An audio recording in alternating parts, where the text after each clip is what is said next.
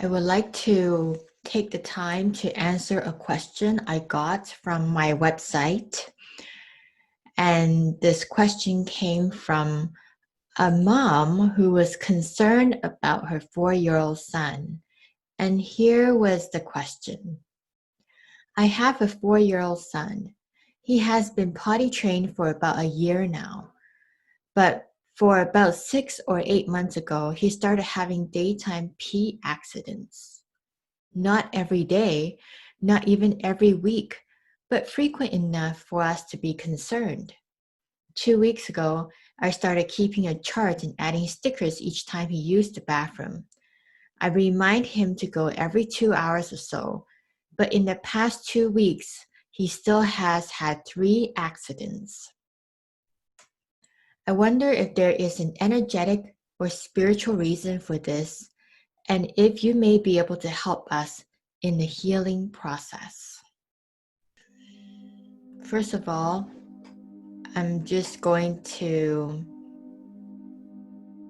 take the time to tune in and see if there is anything that comes up that will help this little boy. Dear Universe, is there some guidance or anything that you can say that can help this little boy with recent potty training related accidents? The first thing I am getting is that these are not accidents. That's interesting. So I will ask again for more clarification. Dear Universe, if you say that these are not accidents, then what are they? The so-called accidents that are not accidents is a way of communicating that there is something he is uncomfortable with. So it isn't just about going to the bathroom every so often, but how comfortable he is. For example, has there been a change in his situation in the last 6 to 7 months? And a change in the bathroom that he uses? A change in the people that's helping him go to the bathroom?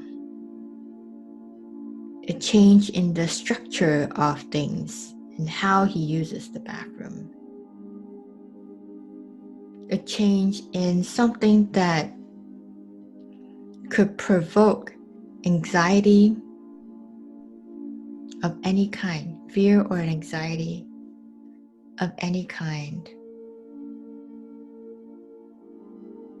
Is there a new person or new relationship in his life? These are the things that need to be considered when looking at why a child has potty training so-called accidents. Then my next question would be, Dear Universe, is there a way to heal this issue? The source of any uneasiness this child might be facing should also be looked at. What has changed? Is there something that is out of routine? That has to be looked at. Once the discomfort around the change has been dealt with, then there would be a resolution of this potty training issue. First of all, I want to say that we need to look at possible medical indications of why this child would be having relapses in the potty training. And some of the medical reasons that a parent can look at is there any recurring infection that has not been looked at? Sometimes an infection can cause these kind of issues. Does the urine smell okay? Is there any other medical reasons why the child is having issues with potty training and having a relapse of it? So hopefully, I can have a disclaimer here that you should look at the medical side of things and seek medical help. The other thing that I want to share is that this actually happened to my own son at some point, that he was potty trained, and then a few years after he was potty trained, he started having relapses. And when I asked him why he was unable to control his peeing, he couldn't give me a straight answer. He just said, I don't know. I just couldn't make it to the bathroom.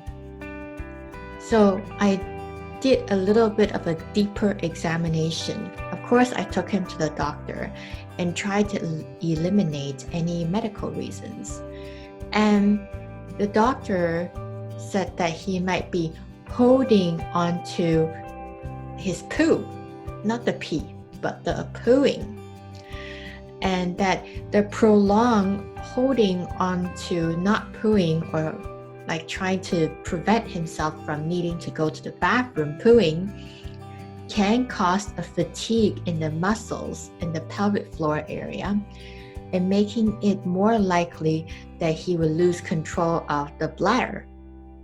What had happened was that my son was being cared for at one place, and then he switched over to another place that's closer to our house. And in the first location, he had a bathroom right in the care area that he can go to. But in the new location, he needs to go to a more communal type bathroom where it is further down the hall. And he felt uncomfortable going to poo in this location. And therefore, he wanted to hold on from pooing until he got home. And this holding on to his poo had caused the fatigue of the pelvic floor muscles and causing him to lose control of the bladder. And it all started out with his internal lack of readiness to go to a more communal bathroom. So he was old enough at the time for me to talk to him and tell him how important it is for him to not hold on to his pee or poo until he got home where the bathroom was more safe and comfortable. And so perhaps, he needed somebody to go with him, or that he needed reassurance, and he also needed to understand how important this is.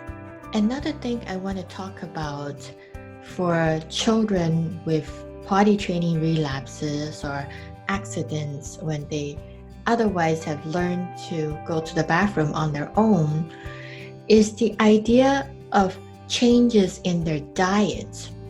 I recall my husband telling me that he went away with his family to a friend's house and stayed overnight, and then he had an accident there because he drank orange juice at night, or drank some orange juice.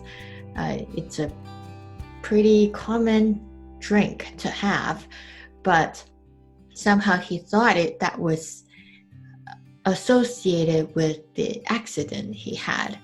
And when I had my kids and they were going through the potty training phases, I also noticed that if my sons had dairy, milk, yogurt, even yogurt, they tend to have more nighttime accidents than if they had no dairy. And also I try to be very careful with the orange juice, like the acidic foods. Another thing to think about is sodas or pop, or wherever you are in the world, is carbonated drinks that the kids may be consuming because they have caffeine inside, and caffeine irritates the bladder and can cause a child to have accidents if not properly managed. So, those are the things to think about in addition to the medical, the emotional issues that may be behind potty training relapse. Is also to look at the food and any changes in the food that the child may be taking or eating or drinking. In one case, I knew of a childhood friend of my son's who was potty trained very early. By the time she was maybe 18 months old, she was done potty training, but she had frequent accidents. And not only that, she, as she got older, she continued to wet her bed at night to the great frustration of her parents. But as I watched her interactions with her parents, I noticed that when she was younger, whenever she would have an accident, the parent would hit her on the hand and scold her for the accident. And so gradually, maybe she had less accidents, but she harbored a lot of fear around this whole potty training thing, around peeing and not peeing or being scolded. So it all came out at night. And so it took a long time for her to finally be potty trained in the nighttime. And so sometimes when there are issues with relapses of potty training, on a more emotional side for the child is also if there's something that they're really uncomfortable with, something that they fear. One of the things that came up is that it's very important to not blame a child for so-called accidents.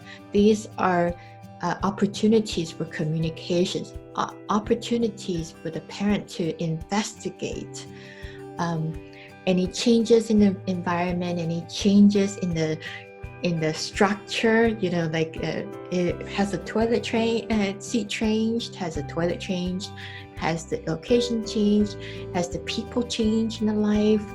What has changed that can cause some discomfort, and what kind of reassurances can the child have to feel more secure in the change.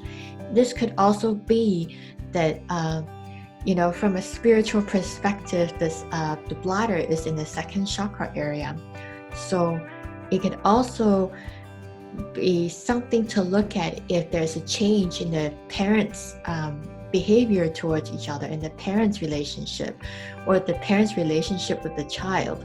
So I'm just covering a broad span of other things to consider when there's a relapse in the potty training. So there's probably lots of different reasons, but these are the ones that are coming up for a discussion. So if there's conflict or change in the parents' relationship with the way they're dealing with each other, that can also be a source of fear and anxiety or emotional discomfort for the child.